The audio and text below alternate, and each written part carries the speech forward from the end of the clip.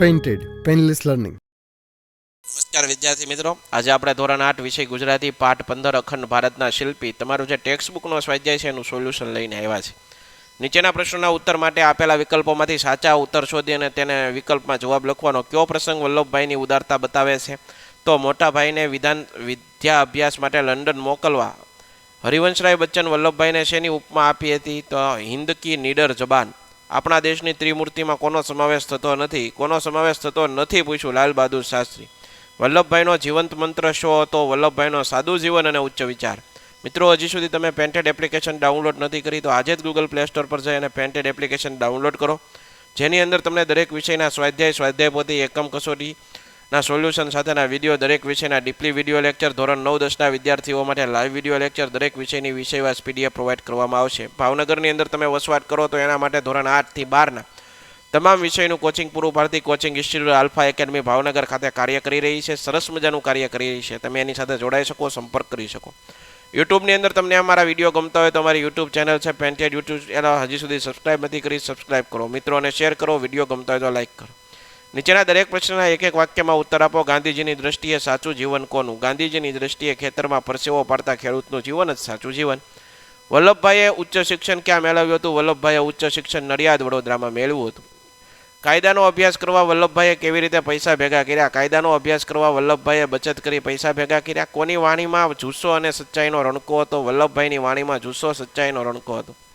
વલ્લભભાઈના સ્વભાવ શાની ઉપમા આપવામાં આવી હતી? વલ્લભભાઈના સ્વભાવને નાળિયેરની ઉપમા આપવામાં આવી હતી. નીચેના પ્રશ્નોની મૌખિક રીતે ઉત્તર આપો. વલ્લભભાઈને સરદારનું બિરુદ કોણે અને ક્યારે આપ્યું? ગાંધીજીએ વલ્લભભાઈને સરદારનું બિરુદ આપ્યું. બારડોલીની લડત ચાલતી હતી ત્યારે એકવાર ગાંધીજી આવેલા. એમને ભાષણ કરવાની વિનંતી કરવામાં આવી. એને ભાષણ કરવાની ના પાડતા કહ્યું કે અહીંના સરદાર વલ્લભભાઈ છે. વલ્લભભાઈ બાળપણથી જ નીડર હતા એવું આપણે ક્યાં ઉદાહરણ પરથી કહી શકીએ? વલ્લભભાઈ નાના હતા ત્યારે એને કાખ બલાઈ થઈ હતી. વેદરાજ અને એનો ઈલાજ કરવા માટે લોખંડના ધગધગતા સળિયા વડે ડામ દેવા માંગતા હતા, પણ કુમળા બાળકને જોઈ તેઓ વિસામણમાં પડી ગયા. આ સમયે વેદરાજના હાથમાંથી ગરમ સળિયો લઈ અને પોતે જ જાતે ગાંઠ ઉપર ડામ દીધો હોય. સૌ એની નિડરતા જોઈને દંગ રહી ગયા. આમ વલ્લભભાઈને બાળપણથી જ નિડરતા હતા. વલ્લભભાઈનો ભાઈ માટેનો પ્રેમ કઈ ઘટનાથી પ્રગટ થાય? વલ્લભભાઈને ઇંગ્લેન્ડમાં જઈને કાયદાનો અભ્યાસ કરવો હતો.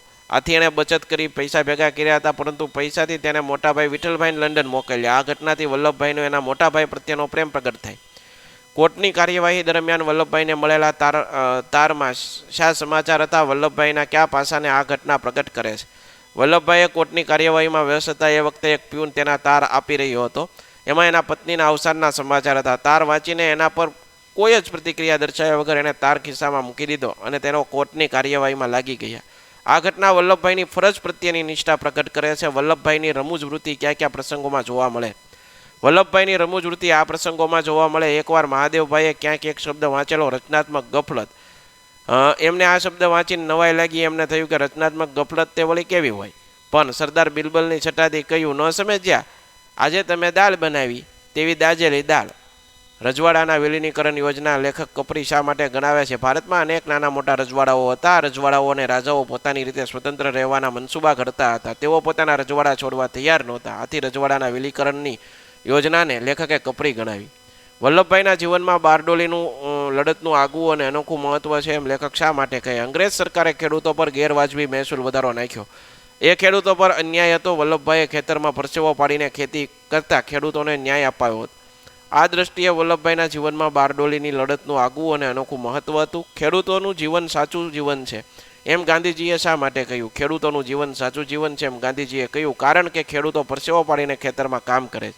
પાઠના આધારે તમે વલ્લભભાઈના વ્યક્તિત્વની કઈ કઈ વિશેષતા તારવી શકો? પાઠના આધારે વલ્લભભાઈના વ્યક્તિત્વની આ વિશેષતા તારવી શકાય.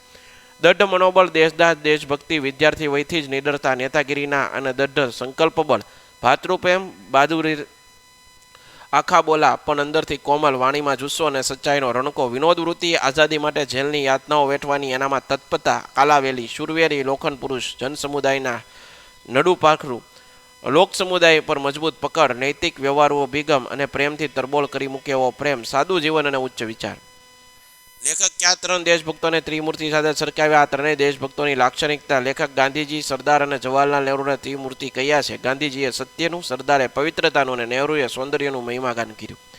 પાઠમાં આપવામાં આવેલા વલ્લભભાઈના ભાષણોના અંશોમાંથી તમે કઈ વાત ખૂબ જ ગમી? પાઠમાં આપવામાં આવેલા વલ્લભભાઈના ભાષણોના અંશોમાંથી આ વાત ખૂબ ગમી.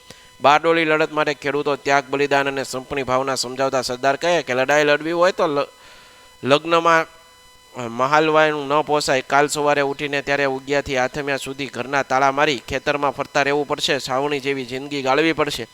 ગરીબ તવંગર બધા વર્ગ બધી કોમ એકરાગ થઈ અને એક ખોળીએ પ્રાણ હોય તેમ વર્તે.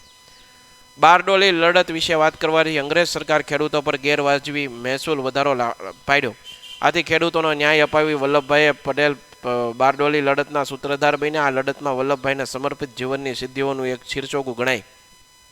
આ લડત શરૂ થયા પછી એક જાગૃત નેતા તરીકે વલ્લભભાઈએ ખેડૂતોને ચેતવણી આપી. ખેડૂતોએ લગ્નમાં મહાલવાનું છોડી દેવું પડશે અને જરૂર પડે તો ઘરને તાળા મારી સવારથી સાંજ સુધી ખેતરમાં રહેવાની, છાવણી જેવી જિંદગી જીવવાની તૈયારી રાખવી પડશે.